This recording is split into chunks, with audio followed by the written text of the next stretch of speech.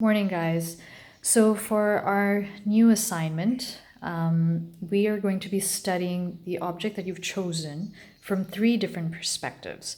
And what I've done is I've placed my object of choice, which is the bucket that you see lying on the floor upside down, and I've drawn it from high up, which is the view that you're getting through the camera. That's the way I saw it when I drew it. I was standing up and I was drawing it. You can obviously sit down on a high stool and place your object of choice on the floor below you. This is called aerial perspective or drawing from the bird's eye view because it is similar to the view that a bird would see things from when it's high above in the air. So I just want to go over this quick drawing that I've done here just to explain the steps to you briefly for those of you who would be a little anxious in starting something like this.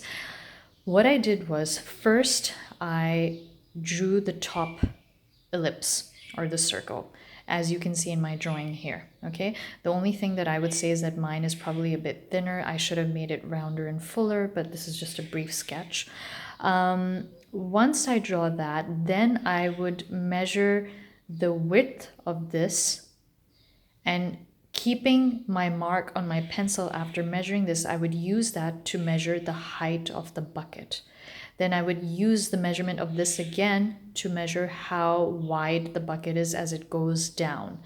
Okay, so this is going to be the unit which I will use to construct the entire object. It is exactly the same principle that I've explained to you guys before in terms of using proportion techniques. And then what you have to do is you have to draw and shade the object as I would require you for any assignment that you've done so far, with heightened sensitivity, and study the lights and shadows and the contours as well as the shades in the objects. Use different techniques of shading that you require to really let the texture of your objects and the value, which is the colors of the different shades, shine through as accurately as possible. So this is the first drawing. The second drawing would be to draw your object from an eye level. So that would mean that you would draw it normally the way you would draw your objects in class, where you place them on a table and you're sitting by your easel and you're drawing it at eye level. It's normally pretty much on the same level as your eye. And you will need to draw and shade your drawing again in full detail. Now for the third drawing, which is the worm's eye view, I'm just going to put up another video separately and set my object for you to see. But just to summarize, you will be required to do a total of 3 drawings of the object of your choice.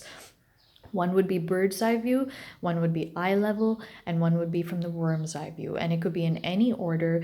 You could use more than one sheet, or you could accommodate all 3 drawings on one sheet, depending on the sizes. I would say fairly draw a medium-sized drawing so that you're able to fit in the details.